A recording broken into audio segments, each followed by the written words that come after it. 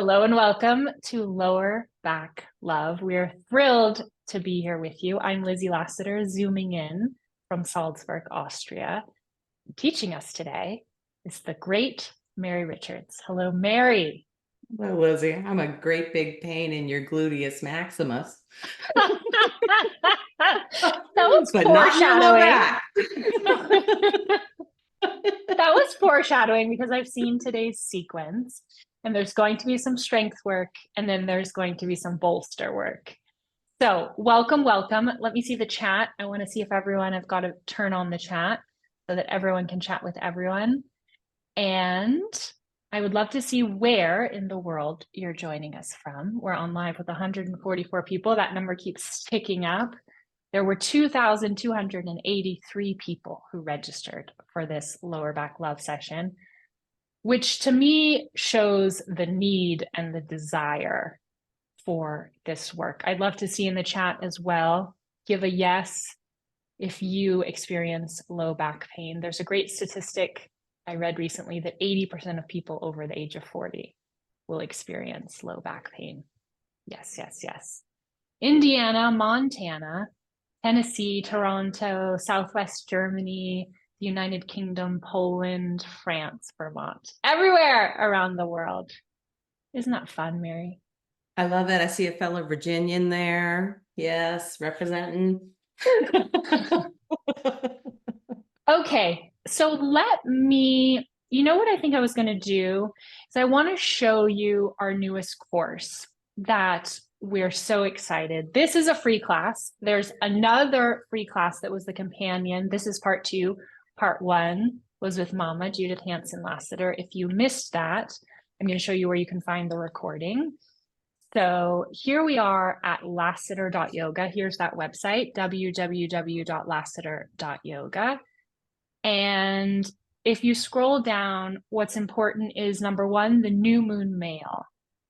It's a newsletter I send sparingly. Once a month, you get a full length free class from me. Click through there and make sure you're subscribed if you want to make sure you're going to receive the recording to this session and the recording from the first session. We're so excited, if you will indulge me for 1 minute, to show you this Love Your Lower Back course, which is starting in October. And you can come back here and click on this little video and learn a little bit more about the course. The subtitle is Functional Yoga Therapy for a Resilient Lumbopelvic Hip Complex. Mary Richards, what does that mean? Can you translate that into English for us? I can. It just makes my heart go pitter pat because lumbopelvic hip complex describes the functional interrelationships between our low back, our pelvis, and our hips. And the hips are the primary movement axis of the body. And so we're taking an integrated look at the complex kinesiology of this highly integrated region of the body. And I'm talking integrated on a bony level, a myofascial level, and an energetic one. Yeah, and that's what I think is so interesting that I have learned through making this course with you and Mama is that it's all about relationships, the relationship between the lumbar spine and the sacrum and the pelvis and the femurs, the hip joints. It's all about relationships. And interestingly, sort of energetically, we often have trouble with our low back when there's emotional stuff going on with the relationships in our life. But that's not. Yes, yes. Yeah, but see, when we have low back pain, for instance, which is what we're talking about in these two webinars, the first with Judith and now today with the two of us, is that low back pain is only one variable in the experiential equation. And low back pain, that may be where you feel the discomfort, but it's likely arising from somewhere in the pelvis or the hips, and that's going to affect you down to your feet and up through the crown of your head.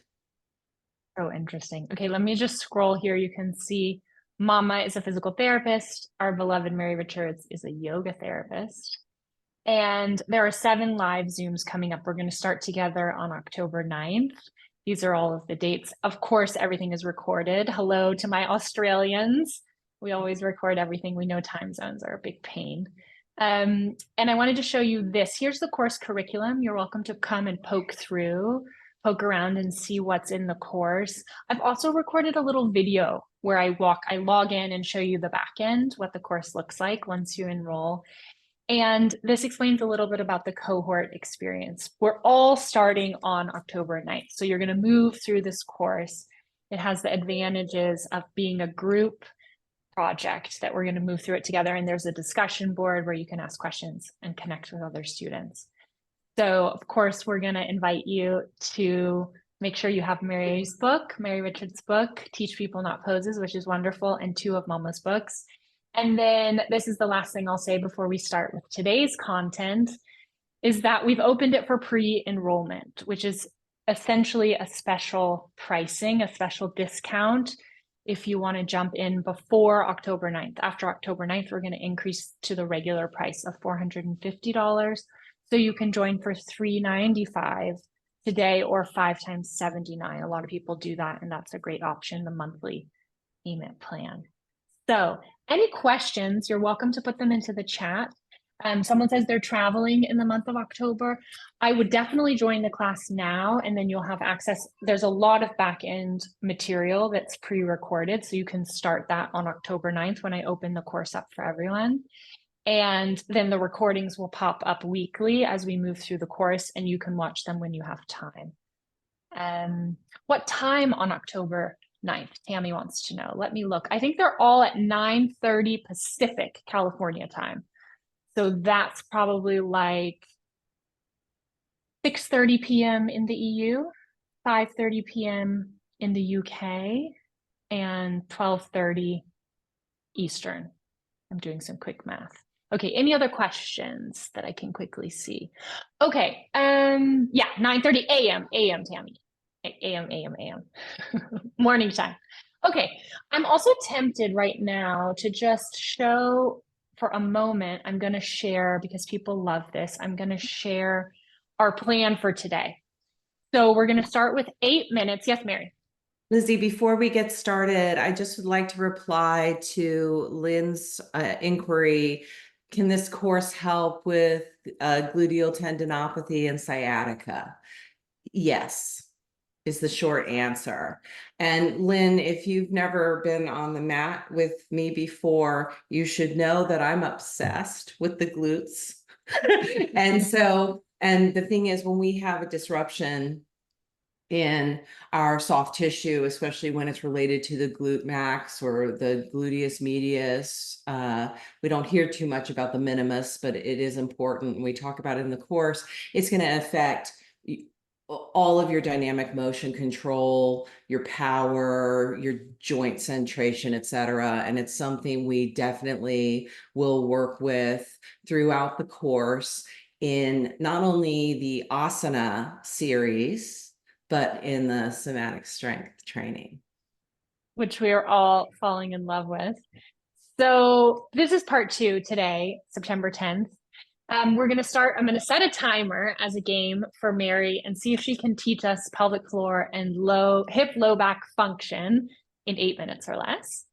And then we're going to work with Tadasana and work with a few of the warrior poses for our strength work today. Then a supported pigeon over the bolster and a supported bridge pose. Shavasana is a dream. Hopefully we will get to Shavasana within our hour today. So I'm going to start our timer and hand it over to Ms. Mary Richards. All right. So, the pelvis is often referred to as the seat of movement, and that's because it is. So the largest, heaviest region of the body is the pelvis, and the largest, most powerful muscles of the body either wrap around the pelvis or are connected to it in some way. You heard me just a moment ago talking about the gluteus maximus. It is the largest, most powerful muscle in the body. So its name, gluteus maximus, captures its function and its form perfectly. And so many of our sacroiliac joint, sciatica, knee, foot and ankle, low back, head and neck issues arise from glutes that are underperforming. Maybe they've forgotten how to do their job. Maybe they've never been trained to do their job efficiently. And how this impacts our balance, just taking a step, being able to shift weight from one leg to the other, something called weight transfer and weight acceptance, is all tied to having gravity responsive, resilient myofascial slings that wrap around our pelvis, our hips, and our low back. And the pelvic floor is an integral part of this because, we think of the pelvic floor perhaps as the basement of the body, as this hammock of tissues that help support the visceral column, our organs inside the body. It's also related to how efficient our respiratory diaphragm is, which separates our chest and belly cavities. And the pelvic floor has a huge role in how well our thigh bones sit in our hip sockets. And a lot of us have disorganization in our pelvic floor. And there are things that we can do that are really accessible and involve lying down. So it can't be that bad, right? that will help us with our breath, will help us with our gait, will help our bladder control, our rectal control. Okay.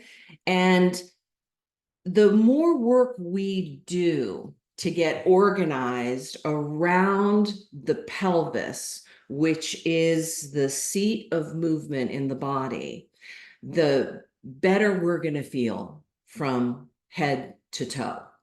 And in particular, we're going to be able to stabilize our sacroiliac joints and relieve pain and discomfort and hopefully alleviate sciatica. And we'll be able to relieve low back pain, whether it's garden variety low back pain, which is known as lumbago, or if we have something going on with our intervertebral discs. The reality is we need to work to be able to stabilize the weight of the pelvis in the context of gravity, but also to be able to stabilize the pelvis when we're changing body position. Okay, what about someone who says, I have low back pain, but what does that have to do with my pelvic floor? Or what does it have to do with my glutes? They seem disconnected. I would say look in the mirror. Seriously, because if we just look at ourselves in the mirror, and sometimes this is what it takes, okay? If we look at ourselves in the mirror, we can see the neighborhood. And that's so important because if you look at yourself, say, from the side view, or if you have your back to a mirror and you hold up a smaller mirror and, to get a rear view of the body, you'll see that you don't have big, bulky muscles in your low back. But what you do have are juicy glutes. And you have all of this musculature above and below. And then when we turn and look at the front of the body, of course, you are aware of your abdominal corset. And so when we think about the low back in the context of our entire structure and our kinetic chain, our movement chain, it makes sense on a visceral level to us that if we want to help our low backs, it's not just about doing plank poses, though trust me, plank poses are your friend. It's also about doing work on the outer hips, the buttocks, where the legs come into the pelvis and into the deep, deep cavities of the pelvis and the belly. Okay, that's one of the craziest things that I learned during making this course is that the bum is part of the core. Like this huge part of the core. Okay, something from the chat. Jillian is asking about the AI captioning. I don't really know anything about that, but I think you can turn off captions yourself if you choose show captions or unclick that. I'd love to hear from everyone. Did that make sense, what Mary just said? Yes. If so, in a word or a sentence, was there any light bulb moment for you? Anything new? Roko says totally. That made sense. Was there anything that kind of gave you a zing? Sharon says, yes, love it. The bum is the base for all. Hi, Henry. Powerful clarity, spot on. Yes, yes, yes. Okay. And Nina was asking how long is today's session? We have an hour. We'll go till the top of the hour together. And Patricia was asking how long will the material in Love Your Lower Back be available? 3 years. So it's a long time to watch and rewatch and absorb. Okay, I believe it. It's a little complicated, says Laura, but it's good. Yes, Mary is trying to slow down her brain for us, but it doesn't always work. You know, it is complicated if we keep it in our brains. But one of the reasons why we're going to practice today is so that we can feel these concepts in our bodies because they're really there. These concepts live in us all the time. And today's practice series is designed to bring that awareness to the surface of our thinking brain, to move from our cerebellum at the base of the brain and the somatosensory regions of the cortex into our prefrontal cortex so that we can think about it. But first, we're going to feel it. That's the first step. It's the feeling, the feeling while doing that actually creates the conditions for clarity and understanding to arise. I love that, Mary. And perfect transition to move to the mat. I'm going to spotlight myself. So I stay big. Mary is, of course, leading us here. Let me turn on my big light. So we're starting with Tadasana. Why is that important when we think about the low back, Mary? Because we're bio-organized to stand, and we want to learn to stand with minimal effort. Okay, we're working too hard. I like to think about working smarter, not harder. And if folks had the opportunity to tune in to part one with Judith, or you've watched the recording, you know, you and your mom talked about normal curves. Absolutely, yeah. And so much of our ideas about posture are informed by shoulds. It should look straight. I should look thin. You know? Are you in my head, Mary? Always, Lizzie. This. It's Always. like this that I always think is what looks right. And we've been told repeatedly in so many different contexts to support our low back when we're standing, we need to suck our bellies in.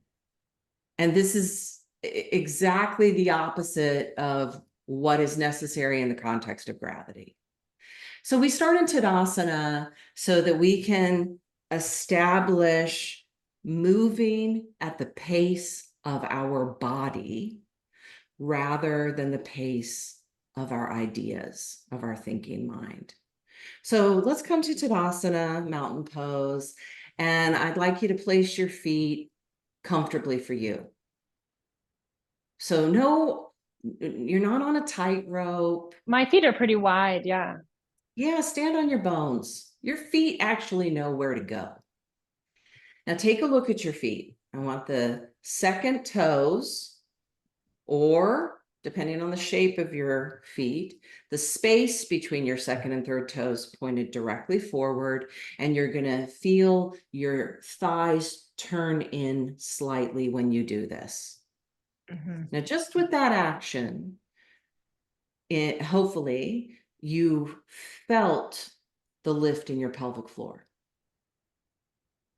Let's do the opposite. Turn your feet out a bit like a duck and just take a moment and notice how you feel in the root of the body. Go Mm. ahead and throw some gas on the fire, suck your belly button in and pull it up. Tuck your tailbone a bit. Now go ahead and lift your breastbone. Okay, now don't change any of that, but change the position of your feet. Now turn your feet in a bit. And what happens when you turn your feet in a bit, Lizzie? My pelvic floor kind of releases back more towards what feels like neutral. When I turn the feet out, the pelvic floor feels like it's collapsing forward. Yep. Yep. And then your hip flexors have to grab, and all of these things Mm-hmm. have to happen. And you feel how just by changing the position of your feet, your normal curves arose organically. Mm-hmm. Yes, that's what we want. That's when we're moving at the pace of the body. And your low back then kind of disappears. Mm-hmm. So we have add a little light engagement now. Turn the thighs in actively. Your feet glued to the floor, second toes pointed directly forward, but it's like you're trying to pull your heels apart. Your thighs are rotating in a bit and you feel your pelvic floor lift. I feel a corresponding change in the tension of my respiratory diaphragm when I do this. Now inhale and shrug the shoulders up. Exhale, let them drop. Do this again, shrug up, let them drop. Now notice if you're listing into the back bottom ribs. So I don't want you dripping into your low back. I want you to think about now lifting your back bottom ribs up out of your low back. And what do you feel when you do this, Lizzie? Lighter. Yes. Now, have I told you to brace your abs? No. No. So we've done all of this from the feet to the hips. And this makes perfect sense for the body because they're weight-bearing structures. Your abdominals are not weight-bearing structures. Okay? They're helping manage movement. And you can feel when you're in Tadasana, you're making little micro adjustments. This is normal. Okay, so here we are in Tadasana. And I want you to just feel at home in yourself and to remember that mountains have nothing to prove. And that's how we want to feel in Tadasana, like the mountain.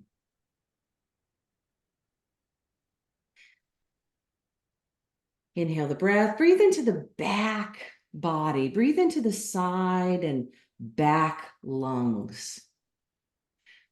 And notice when you do that, when you breathe to the sides and to the back, how your posture becomes lighter and lighter, and your head kind of centers over your chest.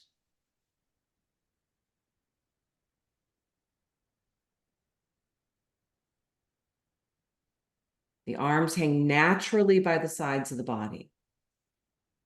Because if you now externally rotate your arms and turn your palms forward, I want you to notice what happens when you do that.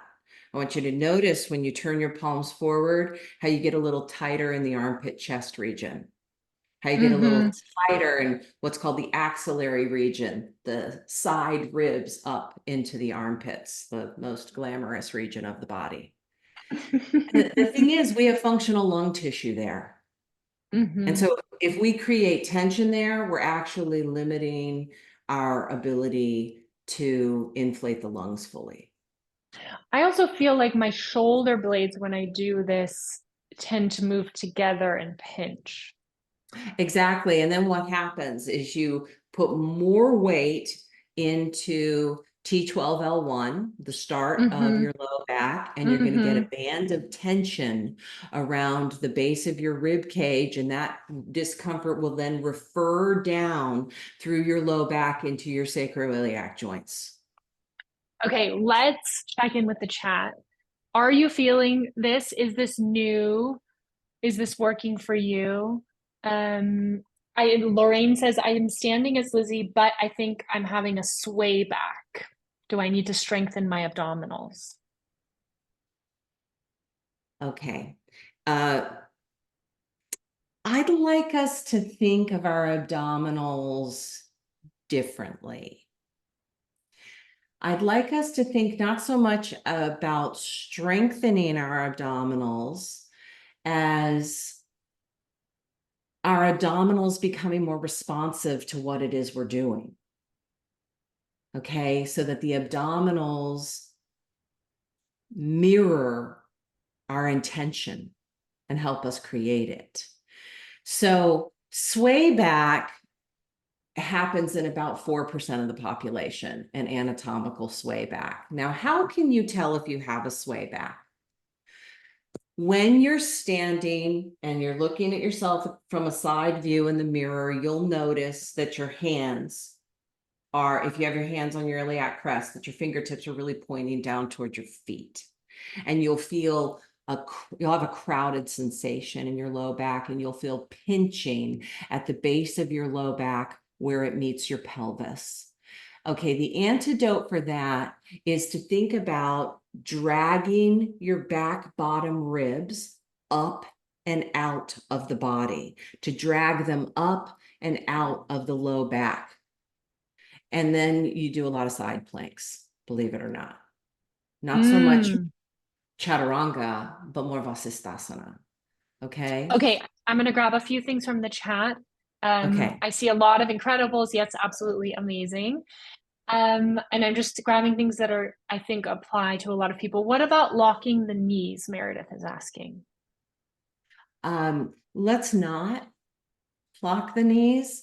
If we just think about locking something, we're withholding energy from it. We're closing the doors. And knees are like shock absorbers, okay? And so instead of locking your knees, I want you to think about when you're standing in Tadasana, the front edge of your your heel cups are grounded. The pressure is spread evenly across the balls of the feet, but it's almost like you're about to take a step or a little bunny hop. When you do that, when you have that ready for walking, running, jumping sensation in your feet, your knees will automatically align and you'll feel so alert and prepared in your legs in a really satisfying, grounded way. And so if you have a Okay. tendency, to hyperextend, to push into the back of the knee, to move past 0 degrees, you really need to work on this. And sometimes it helps to think about pushing your calf muscles forward. So I don't want you to micro bend your knees because you're just going to forget about it in 3 seconds. And it's not going to help retrain the body. Okay. So I want you to think about your knees from your feet. Okay. I love that. Two more things, and then we'll move to our next program point. Um, Someone saying the abs are automatically engaging with this alignment, which is wonderful. Yeah. Yeah. Because And your abs are actually like gravity responsive, especially your deep abdominals. If we think about the iliopsoas, in particular, which is part of your abdominal group, because the iliopsoas governs the relationship between the chest and the thighs. When we find our natural curves, the abdominals just stay at a low level of readiness, just like I was talking about with the knees. mm, Love that. Pam says, I love the explanation of what happens with the external rotation of the arms. Why do you suppose, Mary, this is such a focus in many yoga cues? Like, where does that come from, the Tadasana with the palms forward? Okay, so I'll tell you a quick story about where that came from, and this is from people that would know. And this is courtesy of Victor von Kooten and Angela Farmer. And, they studied with Iyengar for I don't know how long. In the And beginning, in the yeah, beginning.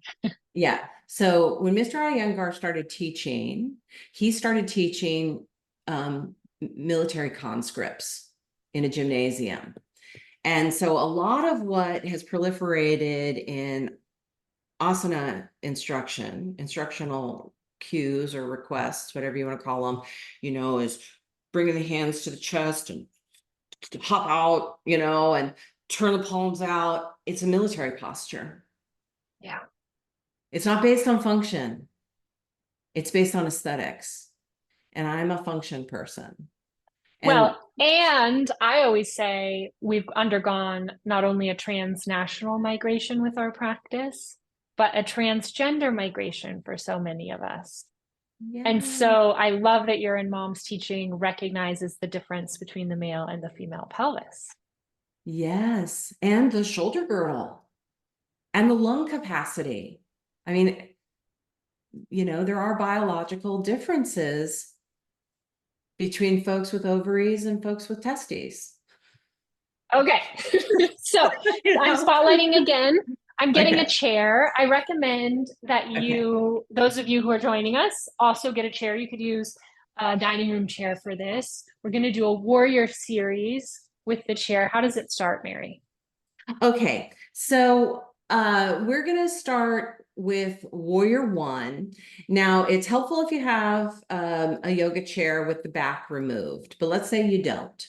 You can do this parallel to the back of the chair. And you're going to take a seat. Let's start just sitting, Lizzie, with both feet aligned at together. And now let's turn the body, quarter turn. And you've got your right foot forward. And now I want you to step your left leg back and come onto the toes. And you may need to shimmy a little bit to the edge of the chair without tipping it. And I want you to take a little bit more weight onto the little toe side of the foot. The back foot. The Okay. back leg, the back leg. So just like in Tadasana, we're adding some internal or medial rotation.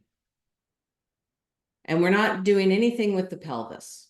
I'm not asking you to tuck or tilt, just asking you to adjust your back leg position because your back leg is the anchor. So that's what stabilizes the pose. And if you now tuck your tailbone or tilt your tailbone, you're going to override the natural engagement pattern of the pelvic floor because your pelvic Yeah. floor has a right side and a left side. Just like you have a right arm and a left arm, a right leg and a left leg, you've got a right pelvic floor and a left pelvic floor. And on the right side, your pelvic floor is concentrically contracting. And on your left side in this position, it's eccentrically lengthening. And that has to happen. That has to happen so that we have proper joint force distribution through the hips. Okay, it helps keep sanity between your hip Mm-hmm. sockets and the heads of your thigh bones. So here we are. Now, your legs are active. You're in the chair, but I want you to try and press up out of the chair. You're Ooh. hovering above it. You can keep a hand on the back of the chair and one hand on the seat. If you're feeling saucy, you can bring your hands to peripheral mudra at the heart center or take your arms up toward the sky and reach through the little finger sides of the hands. Your intention, though, is not to rest in the chair. It's to resist from the chair. You with me? Mm. But I'm not even, I mean, it's hard. I'm definitely not do you want me to like really stand up? Like I So mean, I'm you can as one long as inch. you don't then fall back in the chair. See, this is Okay. the thing is we'll pull up, but then we just plop back down into the chair. And what I really want you to work on is pulling up against the force of gravity because Okay. it's pulling up against the force of gravity that really helps us shape our movement. That's what puts the brakes on. And it's so important to learn how to put the brakes on in order to uh, improve our lumbar, our low back resilience. Mm. Now exhale, bring the arms down and rest. Surprisingly difficult, yeah? Surprisingly difficult. Yeah. But Wow. this, so a lot of us think, the chair, it's cheating. Incorporate chairs into your practice. Now, I've had a lot of chair experience because I've had, knee reconstruction and hip replacement, and, I'm held together with duct tape and chewing gum, right? But I use the chair because it helps educate where we have functional deficits. So now Hmm. we've switched sides, and you have your left leg forward, your Hmm. left foot firmly onto the mat, your right leg back. Again, take more weight toward the little toe side of that back foot. Now, you can always remember too, you may need to step your back leg out to the side, away from the back of the chair a bit, especially if you have SI joint problems. I want you to take a much wider stance from left to right and right to left, okay? Because that's going to give you more room to move. And it's the same thing. I really want you to drive the energy down into the front edge of your front heel and back through the center of your back thigh bone, your back shin bone, and the front edge of that back heel. And you're reaching for the sky, reaching your back bottom ribs up, up, up toward the base of the skull. You feel you feel when you do that how your abdominals are really pulling like taffy and your glutes are working and your pelvic floor is working. Yes, everything's working. I also feel Exhale and such a relax. nourishing stretch on the front of the back thigh, which Yes. I don't stretch enough. I do, a ton of hamstring stuff with Uttanasana all the time, but I'm always looking for ways to stretch this front body. Oh my goodness, we need to stretch our hip flexors so like twice as much as our hamstrings. Hmm. A, they're much bigger tissues.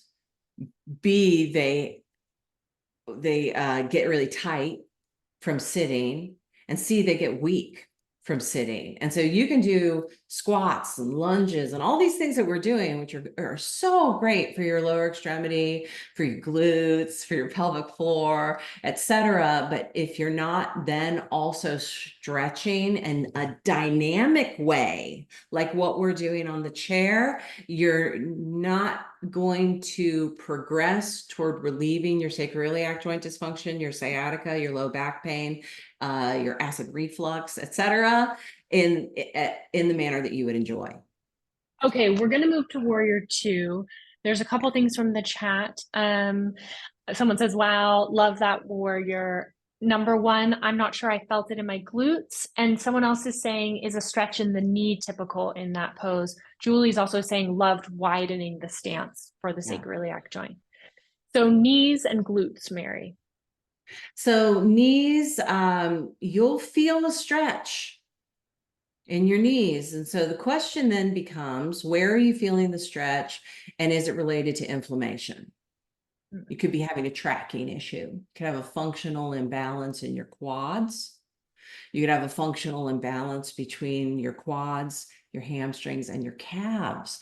And listen, if your calf muscles are really tight, you're going to feel this in your knees because your calf muscles work sympathetically with your hamstrings to bend your knee.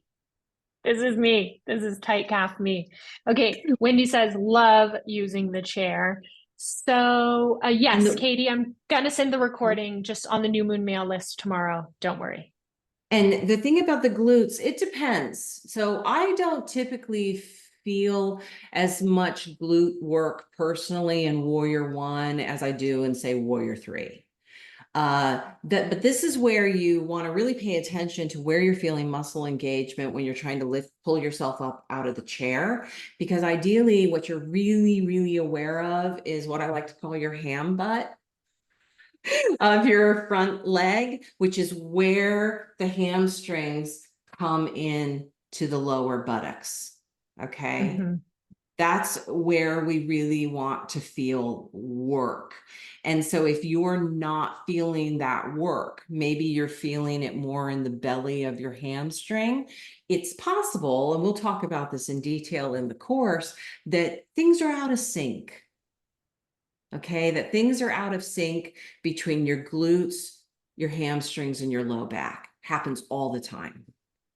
Okay, let's move to Warrior Two because I just saw that we have 19 minutes. Insane. Okay, so same thing. We're going to sit now in the chair like you're going to have a nice time in the chair. And you can see Lizzie's taken her left leg back, but our body's open. Our bodies are open toward the center of the room that we're in. And I don't want you to do anything with your pelvis. I want you to just let your pelvis be. But now take your back heel, your left heel back a little farther than the toes, and press down along the length of the little toe side of your back foot. Mm. And once again, turn that extended leg inward. Think about turning your back thigh bone inward and push that left thigh bone back. And now Mm. you try to stand up. You're not going to stand up, but you pull your weight out of the chair. And if you'd like, you inhale and you take the arms up comfortably to shoulder height. And your rib cage will naturally turn a bit, and your head will turn. And notice your pelvis is turning a bit toward your right thigh. This is normal because your sacroiliac joints want to stay together, and your sacrum is your body's rudder, and it needs to turn in the direction we're moving, which the body thinks we're taking a giant leap forward. Does Mm. that make sense? Yes, and what I'm doing that feels really good is kind of inhaling, lifting up the pelvis, and then exhaling, release. That's great. A little bit of flossing is good for everyone. Plus, Uh, plus, it's a little more sustainable. So now exhale and come down, and let's change yeah, sides. it's more achievable of kind of saying, okay, 8 breaths, that sort of 8 efforts at lifting the pelvis. Yeah, and the thing is, we want to meet ourselves where we are. We always start where we are. And that's what gets us to where we think we want to be. Mm. Yeah, really. Okay, Lizzie, take that back heel back a little farther than the toes. Okay, so you might need to bring your leg in a bit. Yes. Mm. Yes, if we think about the direction we're positioning the body, our feet need to be congruent with that, with the torso. There we go. And really strongly now, internally rotate that back thigh. You feel how that gives you a little lift when you do that? Mm-hmm. Yes. 3 more. I'm And now sweating. remember, just like in Warrior One, you can step your back leg forward, especially if people have difficulty straightening their back knee. If you, Lizzie, if you try this from here, just so people can see, really step your right leg forward, forward, forward. Okay, yeah. And you feel how that makes it a bit easier. Yeah, it makes my pelvis, it feels like I have more space for my pelvis. You have more space in your pelvis, and do you notice how it's easier on your back knee? Yes, Yeah. yes. So widen your base. Widen your base. Okay, let's move to Warrior Three. Okay, so now Warrior Three, we're going to come out of the chair, and you're going to orient the chair so that the back is facing you. And let's go ahead and start with our hands lightly on the back of the chair. Now, let's say you don't have a chair that's a good height for you. You can always put your hands on the wall. So we stand in Tadasana and mountain pose. Now, let's say you've got SI joint issues, hip issues, low back pain. Step your feet out about 3 fist widths apart. So a Mm-hmm. little wider. Okay. Now let's turn the toes of the right foot out a big toe width. Okay, so now we're externally rotating that right leg so that we have more bony contact in the hip joint when we move into what's about to come. Now, inhale the breath, exhale, begin to fold forward, slide your hands down the back of the chair, or you can just bend your elbows and lift your left leg to bum height behind you. And then tap the left toes down to the mat. And then pull the leg up again. You just adjust your relationship with the chair so that you feel stable. And I want you to continue. Inhale to lift, exhale to lower. Now, hold your organs into your body. So I don't want you to drip down through the abdominal wall. I want you to think Mm-hmm. about there being a big cosmic hand right behind your belly button. And it's like you've got a bunch of rubber bands wrapped around your torso, and that hand is just clenching and pulling the rubber bands tighter so you hold your organs in.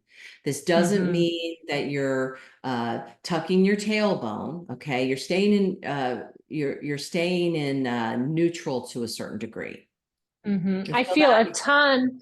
It's like all outer hip glute stuff. Yep. Yep. This is just exactly. Now change legs and again, turn the toes of the left foot out about a big toe width. You may need to turn your foot out a little bit more depending on your knee situation. You may be really knock-kneed, for instance, and need to turn out, 2 big toe widths, but don't go crazy. Okay. We're not going into like second position in ballet. What about the leg I'm raising, Mary? Do you mind if it externally rotates? No, not at all. I want the pelvis to move. It has to move because you're lifting the leg. But next lift, go ahead and lift your right leg and hold it up. All right, now internally rotate your right thigh bone. Just the thigh bone. And you feel how that brings the hip down a little bit, but you're not flattening the back of your pelvis. Mm-hmm. Okay, so we've heard the instruction, balance a teacup on the back of your Yes. sacrum. Okay, Mm-hmm. it's not so the tea stays level in the cup. It's Mm-hmm. just so the cup doesn't fall off the back of the body. The tea is going to slosh around. It has to, because that's the anatomical reality. And if you try to flatten your pelvis out, you're going to create impingement in your standing leg hip joint. Okay, let me come closer because I think it's going to be more clear if I'm closer to the computer. So what you're saying, if I understand correctly, is to when I lift, this opens a little. You're saying Yep. I can keep the pelvis where it is, but internally rotate the back thigh. Yeah. Now, what I really see, Lizzie, when you do that is I see you really moving your pelvis, and that makes sense because you're turning your thigh. Let's lift the leg again. All right. Now pretend you can't move your pelvis and just turn the thigh. And Mm. you feel how it sort of naturally balances out. It's really hard. I It's know, I really, know. It is. It is really hard. it takes a certain kind of, it's almost like those movements are really connected for me, moving the pelvis and moving the thigh bone. It's really almost quite challenging to move Be- them be- one independently. because they are connected and it's impossible to move them independently. And so that's why it makes no sense then to treat the lumbopelvic hip complex as differentiated parts because they're not. Mm. Okay. And so this is a great exercise for working, and you felt how you adjusted your body's position vis-a-vis the chair. See, this is the thing. You want to figure out the relationship between your chest cavity and your pelvis cavity so that you're not overworking in your low back. But here's the thing. A lot of folks are afraid of working their low backs and they conflate the sensations of work and training with pain and injury. Mm. But we Okay. also have to train those muscles. Okay, so now we get to relieve everything. Okay, so we're going to come into the bolster supported pigeon pose. All right, and I don't ever teach or practice pigeon pose on the floor. I always, Hmm. always, always practice it on a bolster or with a bolster and 3 to 5 blankets on top, especially if someone's had hip replacement, no matter Mm. the approach. And so you can see, Lizzie, if you see she's got 2 blocks, she's got her bolster, it's supporting her front hip. I know we're aware of time. And it's the same thing though as in the warrior poses. Your back leg, you're internally rotating Hmm. your back thigh. So we're not creating this pose from the sacrum, we're creating this pose from the hips, Mm. which makes so much sense because it's the hips that actually move. Your sacroiliac joints have play, but they don't necessarily move. Mm. Okay, I'm Okay, switching sides. switching sides. What I love in this pose too is to twist a little bit. Yes, yes. So great because when you add the rotation, you can get into your iliopsoas. Really nice. And you'll Yeah. get a bit more hip flexor stretch in the back thigh. And remember, you can do this pose supine on your back body. You can do this pose in a chair. Hmm. There's so many options. You can do this pose off the edge of your bed, you know? Hmm. Hmm. And we're not trying to, do Ekapada Rajakapatasana. We're not trying to catch the back foot, right? We're really focused on stretching through the 5 different hip rotators, your hip flexors, your glutes, etc. You know what? That just made me think of when you said you can do this in a lot of places, I ran the New York City Marathon one time, and I always say it's the Uh-huh. best thing that I'll never do again. And somewhere in the Upper East Side near the end, I was I was standing on like one of the and stretching on one of the barricades, like this. Yeah. There was a guy at a bar drinking a beer, and he stood there and he said, "Well, lady, that's 2 things I could never do." I love it. I love it. I love it. Okay, we have one more thing to do, Lizzie, on the bolster. I love that, which is after you do pigeon pose on each side, you're now just going to do a very gentle bridge pose with your pelvis supported by the bolster. Mhm. I Okay, love so this. you sit on the bolster and you see how Lizzie turned it so it mirrors the length of her body. She's going to ease herself down onto it so that the wingtips of the shoulder blades are just dripping. They're just caught on the edge of the bolster closest to your head. Your upper back is on the mat. Your head is resting comfortably on the mat. And then your feet are rather wide, comfortably wide for you, and you adjust your thighs against one another like a pyramid. This is going to help release. This is psoas release. So we're combining constructive rest with the bolster supported bridge pose. And So this helps. Mhm. what I do is like a tiny bit of action of the tailbone. It's like just a slight sense of anchoring down. So it's like a little back bend. My pelvis is tilting, and I think of kind of hooking the tailbone into the bolster a tiny bit. I fix that, and then from there, the whole thing falls away. Yes, I love that, Lizzie, that you gently roll the pubic bones down between the thighs and then think about like in Tadasana and the warrior poses, pulling your rib cage out of your low back. So when we are doing any sort of back extension, it's not that we're bending back, it's that we're moving out first. We're taking the weight, we're unloading the low back by dragging the weight of the rib cage and the shoulders away from the pelvis, and then moving into the space behind us.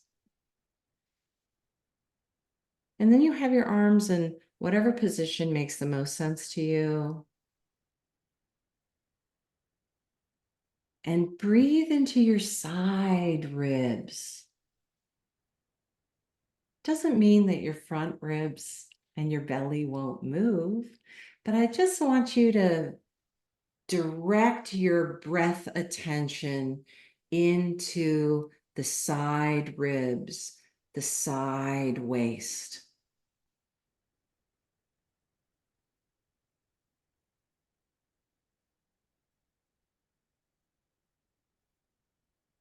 All of your attention directed to the sensations of the body breathing itself.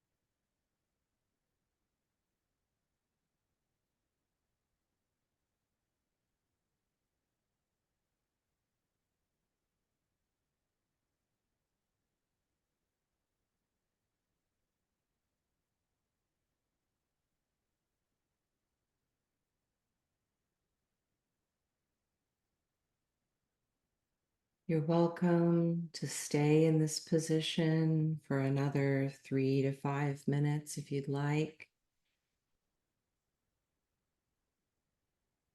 But if you're ready, I'd like you to inhale and slowly separate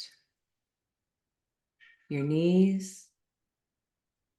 Walk your feet comfortably toward one another, and then gently stretch through the arms. And when you're ready, ease yourself off the bolster onto the side most comfortable for you. And rest here. Rest on the side body for at least 4 rounds of breath. Whenever you're ready to transition, stay at least 4 rounds of breath on the side of your choosing. And after 4 relaxed rounds of breath, use the arms in the inhalation to come slowly to a comfortable seated position.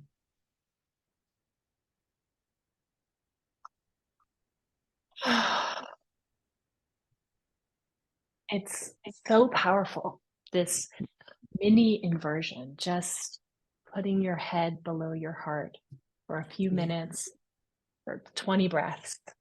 Like, And it doesn't take that much time. You don't stay in this pose for 20 minutes. You stay in this pose for maybe 10 max. And for some folks, the bolster may be too much.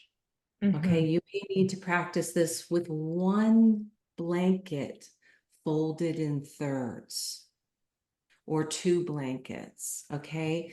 Especially if the pose feels uncomfortable for you, we reduce the amplitude.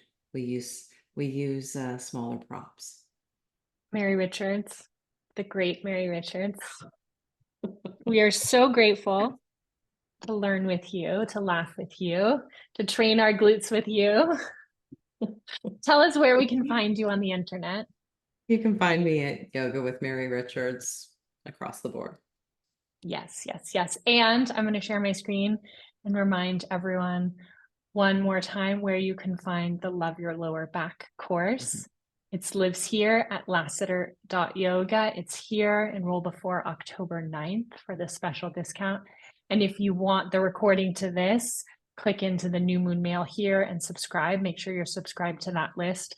I also want to show you, if you go to my website, LizzieLassiter.com, and you go up here to YouTube, my YouTube channel, there's a lot of goodies there for you. This Love Your Lower Back New Moon Mail class that Mary did is a somatic strength series with a companion PDF you might like. Here is the first of the sessions with mom, the lower back love session. That's part one of what we did today. So you can find these videos just by going to my YouTube and clicking on videos.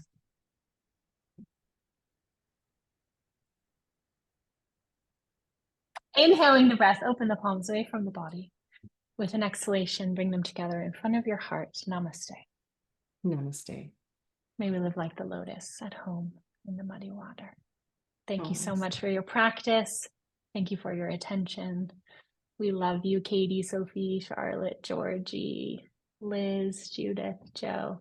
And we hope to see you in the Love Your Lower Back course. Yes.